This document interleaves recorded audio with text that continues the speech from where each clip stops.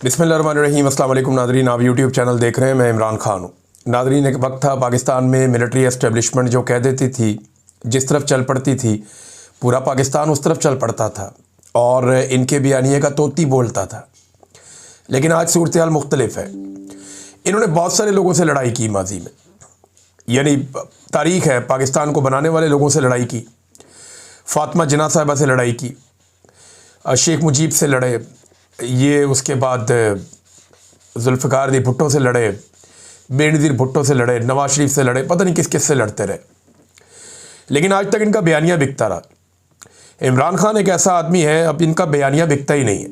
अब एक नया बयानिया लेकर आए मार्केट में, और बयानिया ये है कि जनाब अमेरिका के साथ मिलकर इमरान खान ने जानबूझकर ये साजिश की, और उस बयानिए के लिए लेकर आए एक CIA के साबिक चीफ का एक इंटरव्यू का हिस्सा कि धमाका खेज इंकशाफ हो गया कि जनाब अली ये इनके बकौल अब ये दावा कर रहे हैं, और वो CIA के साबिक ऑफिसर ने, जॉन ने, ये कहा कि जनाब इमरान खान साहब ने अमरीकी सफ़ीर से पूछ कर साइफ़र लहराया था। अब ये कह रहे हैं, तो उस वक्त तो अमरीकी सफ़ीर था ही नहीं।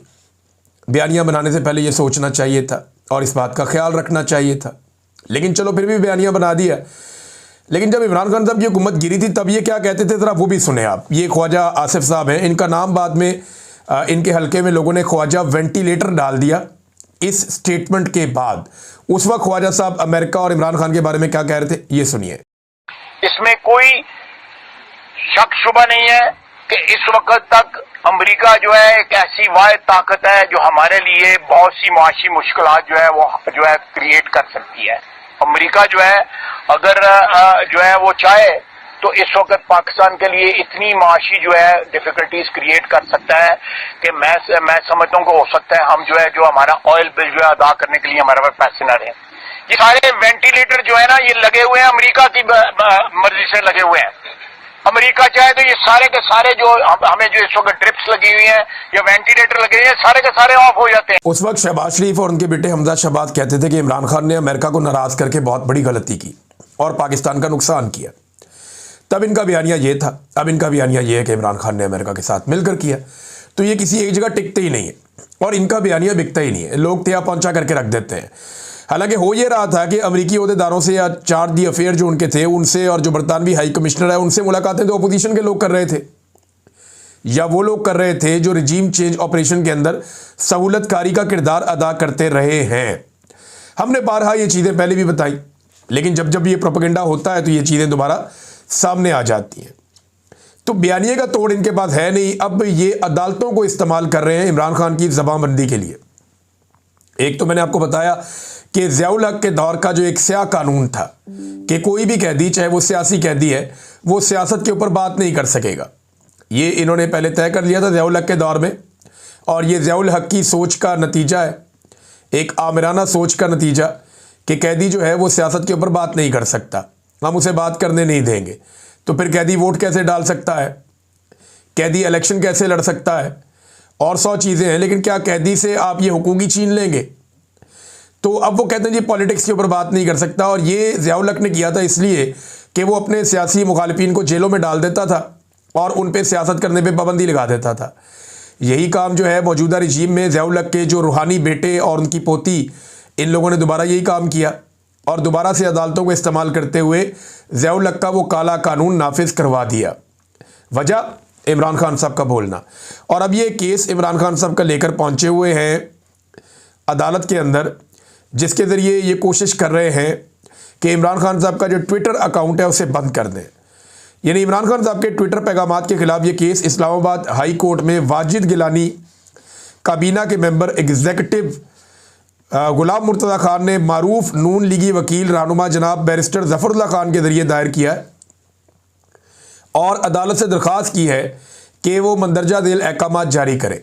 नंबर 1, इमरान खान के ट्वीट्स के गैर कानूनी होने का ऐलान किया जाए कि जेल में मौजूद इमरान खान के अकाउंट से शाया होने वाले ट्वीट्स गैर कानूनी हैं, गैर आईनी हैं और पाकिस्तान के कानून के ख़िलाफ़ है। अब इससे ये करेंगे कि ट्विटर के ऊपर ख़तों किताबत करेंगे। नंबर 2, तहकीक और पाबंदी का हुक्म।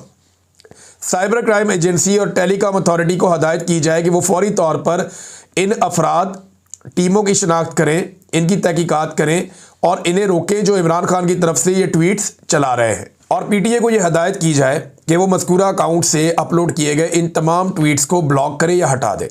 नंबर 3, जेल कवानीन की पाबंदी।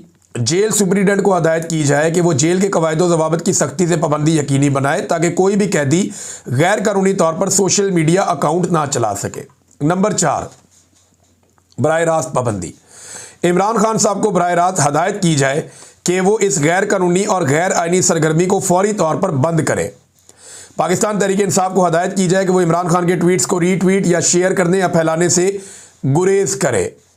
नंबर 5, दीगर मुतफर्रिक अहकामात। इसके अंदर और भी हैं कि अदालत से कोई भी दीगर हुक्म जो इस मामले के हकायक और हालात के तहत मुनासिब समझी जाए जारी किया जाए।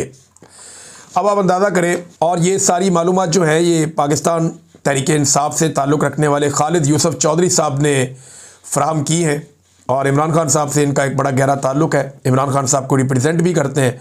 वो ये बता रहे हैं कि जनाब ये किया जा रहा है इमरान खान साहब की ज़बानबंदी के लिए।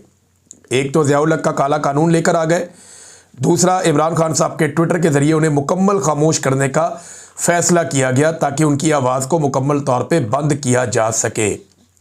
अपना तो बयानिया है नहीं बेचने के लिए, नैरेटिव बिकता नहीं है, तो जो बंदा कह सकता है कोई बात जिसकी बात लोग सुनते हैं उसका मुंह बंद करने की या उसकी ज़बानबंदी की भरपूर कोशिश कर रहे हैं।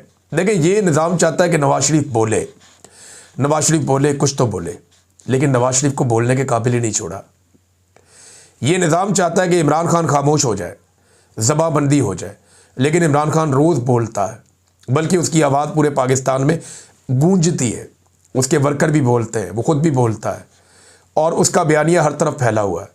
उसकी पुरानी वीडियोस इतनी वायरल होती हैं कि नवाज शरीफ की बहुत सारी नई वीडियोस इतनी वायरल नहीं हो पाती। नाज़रीन, सुहेल अफरीदी ने एक बड़ा समझदाराना फ़ैसला किया और यही सोशल मीडिया को लेकर किया। ये वो गलती है जो शेर अफजल मरवत ने की थी, यही वो गलती है जो अली अमीन गंडापुर ने की थी। इन्होंने अपने अपने सोशल मीडिया के जो है वो पूरी टीमें बना के तो पाकिस्तान तहरीक इंसाफ के सोशल मीडिया से जंग शुरू कर दी थी। गंडापुर साहब के सोशल मीडिया के अकाउंट पहचाने जाते थे, पता चलता था कि ये चंद लोग हैं जो गंडापुर साहब की सपोर्ट में आए हुए हैं और ये पाकिस्तान तहरीक इंसाफ के सोशल मीडिया से सारा दिन लड़ते थे। वो कभी PMLN के सोशल मीडिया से या बाकी जमातों से या एस्टेब्लिशमेंट से उनका ऐसे फड्डा नहीं होता था, उनका डायरेक्ट फड्डा रहता था पाकिस्तान तहरीक इंसाफ के सोशल मीडिया से, जो ऑफिशियल सोशल मीडिया है। शेर अफजल मरवत साहब ने सबसे पहले ये काम किया था, उन्होंने अपना सोशल मीडिया बनाया था और पाकिस्तान तहरीक इंसाफ के सोशल मीडिया से उनका सोशल मीडिया टकरा गया था। लेकिन जो PTI का सोशल मीडिया या इमरान खान का सोशल मीडिया है, उसका मुकाबला तो रियासत नहीं कर पा रही इतने लंबे अरसे से। तो ये दो लोग क्या करते। अब सुहेल अफरीदी ने एक अच्छा स्टेटमेंट दिया, समझदारी का सबूत दिया, वो गलती इन्होंने नहीं दोहराई। उनके बकौल उनका अपना कोई सोशल मीडिया नहीं है, कोई सोशल मीडिया टीम नहीं है, बल्कि पाकिस्तान तहरीक इंसाफ का जो ऑफिशियल सोशल मीडिया है वही उनका सोशल मीडिया रहेगा। यार मोहम्मद नियाज़ी को जो ऑफिशियल सोशल मीडिया की टीम है PTI की, उन्होंने ही फोकल पर्सन मुकर्रर किया सोशल मीडिया का सुहेल अफरीदी का, और वो अब ये काम करेंगे, उन्होंने नामजद करके दिया है। तो ये जनाब सुहेल अफरीदी साहब ने अक्लमंदी का काम किया कि जनाब मेरा कोई सोशल मीडिया नहीं है, बल्कि ये जो तहरीक इंसाफ का जो ऑफिशियल सोशल मीडिया है मैं उनके साथ काम करूंगा और मेरे हवाले से इतलात वो देंगे और मैं उनके साथ कोऑर्डिनेशन में रहूंगा, और उन्होंने अपना बंदा नामजद करके यहाँ दे दिया है। तो ये अक्लमंदी है। मेरे ख्याल में ये मशवरा जो है उनके कोई समझदार साथियों ने दिया है, या कम से कम मुराद सईद, वो क्योंकि ओन करते हैं इस सोशल मीडिया को जो पाकिस्तान तहरीक इंसाफ का है और तहरीक इंसाफ का सोशल मीडिया मुराद सईद को ओन करता है, लिहाजा इस बात को आप इस तरह देख सकते हैं। नाज़रीन, एक कॉन्फ्रेंस हुई है पाकिस्तान में और ये कॉन्फ्रेंस हुई फ़लस्तीन के हवाले से। फ़लस्तीन से इज़हार यकजहती के लिए आल पार्टीज़ कॉन्फ्रेंस हुई, लेकिन इसका एजेंडा क्या है? यानी इन्होंने सारी जमातें बुलाई कि जनाब फ़लस्तीन के हवाले से हमने काम करना है, फ़लस्तीन के हक़ में हमने बोलना है। तो एजेंडा क्या था? फ़लस्तीन या इसराइल से इज़हार यकजहती, या तो आप फ़लस्तीन से इज़हार यकजहती करेंगे या इसराइल के साथ करेंगे। तो यहाँ पे जो वफाकी वज़ीर हैं काफ लीग के चौधरी सालिक हुसैन साहब, मेंबर कौमी असम्बली, ये फैमिली बहुत करीब है आसिम मुनीर साहब के, और इन्होंने फील्ड मार्शल साहब के कहने पे या इससे पहले बाजुआ साहब के कहने पे ख़ानदान में दरार डाल ली और ये PMLN के साथ चले गए। हालांकि उनके साथ इनकी बड़ी पुरानी एक जंग थी, उनके साथ एक पुरानी लड़ाई थी, लेकिन ये उस कैंप में चले गए। अब चौधरी सालिक हुसैन साहब की गुफ्तगू अगर आप सुने इस कॉन्फ्रेंस में, तो वो ऐसा लगता है कि इसराइल को तस्लीम करने के हवाले से कोई जहन साजी कर रहे हैं। मैं चाहता हूँ आप खुद भी सुन लें, आपको आइडिया हो जाए कि चौधरी सालिक हुसैन साहब कैसे ये मामला और ये बात कर रहे हैं। ये सुनिए जरा आप। लेकिन हम यहाँ दूसरी बात भी कह रहे हैं, वो सुनने में तो बहुत अच्छी लगती है कि जी इजराइल जो है वो हम उसको तस्लीम ही नहीं करेंगे, लेकिन आपके ख्याल में ये मुमकिन है आज के दौर में? वो कह रहे हैं सुनने में तो बहुत अच्छा लगता है कि हम इसराइल को तस्लीम नहीं करेंगे, लेकिन क्या आज के दौर में ये मुमकिन है कि तस्लीम ना करें? ये जनाब अब आहिस्ता आहिस्ता जहन साजी की जा रही है। और देखिए, ये जहन साजी बहुत पहले जनरल बाजवा के दौर में सहाफ़ियों को बुला बुला कर कहा गया कि जनाब अब फ़लस्तीन के ऊपर, इसराइल के ऊपर डिबेट शुरू करवाएं। हम चाहते हैं कि पाकिस्तान इसराइल को तस्लीम करे, या तस्लीम ना भी करे तो ये डिबेट तो शुरू हो, कोई ट्रेड शुरू हो, कोई इसराइल के साथ मामलात हमारे बेहतर हों। उनकी ये सोच थी। उन्हें ये लगता था कि इसराइल बिला वजह इंडिया को सपोर्ट कर देता हर दफ़ा, लिहाजा हमारे इसराइल के साथ ताल्लुकात होंगे तो इंडिया के साथ जब भी पंगा होगा तो इसराइल इंडिया को सपोर्ट नहीं करेगा। ये भी उनके दिमाग में रहता था। और इसराइल के साथ बहुत सारे माली वाबस्तगियाँ बहुत सारे मुल्कों की है, तो हमारी भी हो जाएंगी। तो बाजवा साहब ये सोचते थे। एक्चुअली इसके पीछे जो अमेरिकन एस्टेब्लिशमेंट है उसका रोल होता है। अमेरिकन हमेशा से चाहते हैं कि जो मुसलमान ममालिक हैं वो सारे इसराइल को तस्लीम करें और इसराइल वहाँ पे एक लेजिटिमेट हैसियत में मशरिक़ वस्ता के बीच में मौजूद रहे और उसे किसी किस्म का कोई ख़तरा ना हो। तो नाज़रीन, मोहब्बत की ये आग एक तरफा नहीं है। ऐसा नहीं है कि पाकिस्तान में फ़लस्तीन के हवाले से एक ऑल पार्टीज़ कॉन्फ्रेंस होती है और उसमें इसराइल को तस्लीम करने के इशारे दिए जाते हैं, बल्कि आग दोनों तरफ बराबर लगी हुई है।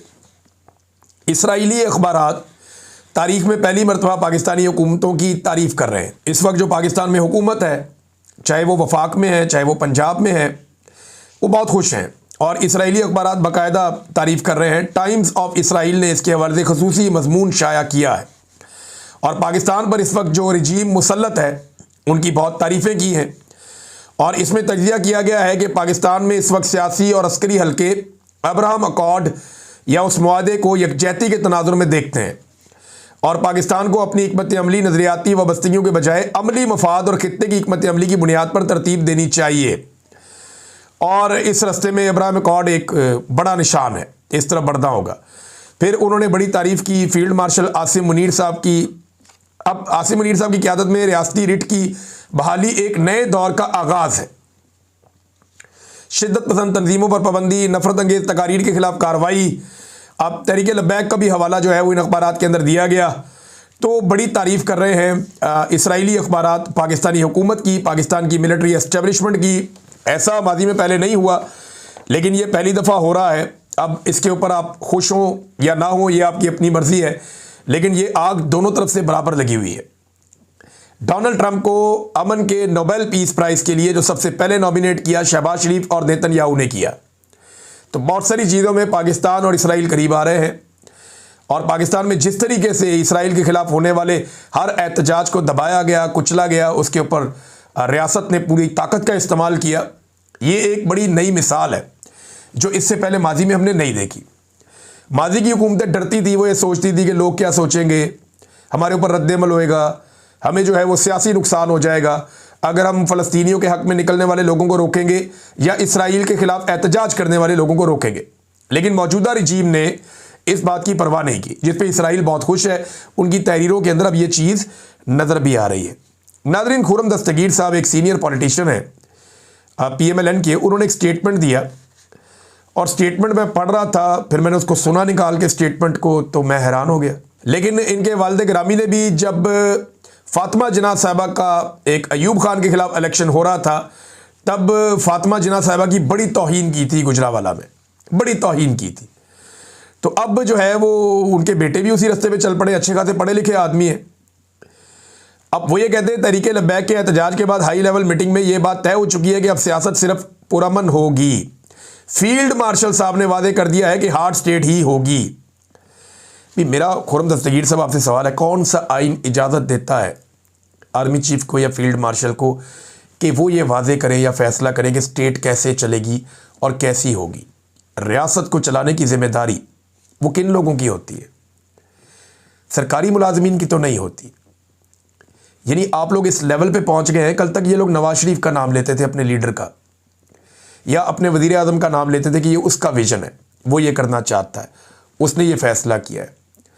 आज ये उस जगह पहुंच गए कि इनको पता है कि नवाज शरीफ इररेलेवेंट, शहबाज शरीफ इररेलेवेंट, तो ये अपने लीडर के तौर पे फील्ड मार्शल को पेश करते हैं कि फील्ड मार्शल ने ये फैसला कर लिया या फील्ड मार्शल ने ये वादे कर दिया कि हार्ड स्टेट ही होगी, किसी भी जमात का एहतजाज पुरतशद्दुद हुआ तो भरपूर कार्रवाई की जाएगी। अच्छा, अब आप इसको गौर करें ना कि पीएमएलएन कहां पहुंच गई। पीएमएलएन ने अपनी सारी की सारी सियासत जो है वो त्याग दी है एस्टेब्लिशमेंट के कदमों में। उन्हें इस बात का अंदाज़ा है कि आइंदा अब वो मुस्तकबिल करीब में वोटों के साथ इक़्तिदार में नहीं आने वाले, लिहाजा बूटों के साथ चिपके रहो और इनके तस्मों के साथ लटक लटक के इक़्तिदार में पहुंचो। खुर्रम दस्तगीर जैसा पढ़ा लिखा आदमी वो आज ये बात कर रहा है कि फील्ड मार्शल ने ये फैसला किया तो रियासत ऐसे ही चलेगी। हालांकि वो ये जानते हैं कि रियासत की डेफिनेशन क्या है, लेकिन ये बातें रिकॉर्ड का हिस्सा बनती जा रही है कि पीएमएलएन ने किस लेवल तक गिरावट का सबूत दिया जब पाकिस्तान में आमिराना हिकमत अमली अपनाई गई थी। सबसे पहले इन्होंने सरेंडर किया और इनके सरेंडर की कीमत पाकिस्तान ने चुकाई। इकॉनमी के मैदान में, लॉ एंड ऑर्डर के मैदान में, दुनिया भर के साथ ताल्लुकात के मैदान में, खित्ते के अंदर हमारी बिगड़ती हुई सूरत हाल के मैदान, हर जगह पे जो हमें आज नाकामी हो रही है उसके पीछे वजह कौन है? पीएमएलएन। इसलिए कि उन्होंने एस्टेब्लिशमेंट जिनका ये काम नहीं है उनकी बालादस्ती और उनके फैसलों को मिनवान कबूल कर लिया। ये है जी प्रॉब्लम। नाज़रीन, आज़ाद कश्मीर में जो एस्टेब्लिशमेंट का वज़ीर आज़म है वो लगता है तनहा रह गया अब, और एस्टेब्लिशमेंट का वज़ीर आज़म आप सब इन्हें जानते हैं, मोहतरम को, चौधरी अनवारुल हक साहब, और ये आज़ाद कश्मीर के वज़ीर आज़म हैं। इनके भाई lieutenant general retire Chaudhary Ikramul हक साहब हैं, और ये इनका बेस्ट तारुफ है एस्टेब्लिशमेंट के साथ, इनके बड़े अच्छे ताल्लुकात हैं। ये सितंबर 2023 में जब फारिग कर दिया गया, उस वक्त पाकिस्तान तहरीक इंसाफ के वज़ीर आज़म को सरदार तनवीर इलियास को अदालत के ज़रिए से नाअहल किया गया। पर वो अब नाअहल नहीं, क्योंकि वो तो आ गए प्रेस कॉन्फ्रेंस वाली पार्टी में आ गए ना, तो अब तो वो नाअहल नहीं, अब तो वो बिल्कुल अहल है, क्योंकि वो एस्टेब्लिशमेंट की गोद में आ गए, उस तरफ दूसरी तरफ आ गए। तो वो फिर नाअहली तो तब तक होती है जब तक कि आप इमरान खान के साथ खड़े हों। इस वक्त जैसे ही आप एस्टेब्लिशमेंट की बात मानते हैं फिर आपकी नाअहली नहीं रहती। फैसल वाडा की मिसाल भी आपके सामने है। तो नाज़रीन, हुआ ये कि ये उम्मीदवार लाया गया था सितंबर 2023 में, और इसको 52 में से 48 वोट दिलवा दिए गए, वज़ीर आज़म बना दिया गया। पीपल्स पार्टी के लोग अपना उम्मीदवार चुन रहे थे कि ये हमारा उम्मीदवार होगा, इसको हम वज़ीर आज़म बनाएंगे। इन्होंने, मुझे पीपल्स पार्टी के लोगों ने बताई ये बात, कुछ जर्नलिस्ट हैं उन्होंने भी, कि ये गए, इन्होंने पीपल्स पार्टी से वोट मांगा। पीपल्स पार्टी को इन्होंने कहा उनके लोगों को, तुम वोट दे दो, नहीं तो वोट तो तुम्हें देना ही पड़ेगा। उनका ये क्या बात हुई? ये कौन सा तरीका है वोट मांगने का? आराम नाल वोट दे दो, नहीं तो तुम्हें देना ही पड़ेगा। फिर हुआ ये कि जरदारी साहब का फ़ोन आता है और पीपल्स पार्टी के सारे लोग सर फेंक के वोट डालते हैं।